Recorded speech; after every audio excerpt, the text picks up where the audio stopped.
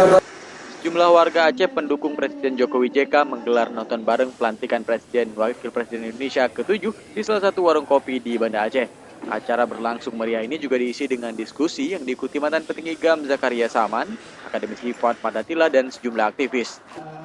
Dalam kesempatan itu, Zakaria Saman berharap Presiden terpilih segera menyelesaikan semua turunan undang-undang pemerintahan Aceh yang belum terrealisasi selama pemerintahan SBY.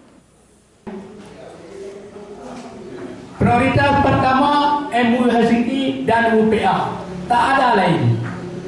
Jadi mula-mula kita banyak yang kendala dalam UPA, yaitu PP Migas, PP Kewenangan, PP Pertanahan. Masalah bendera belakang, tak ada bendera kain hitam pun boleh.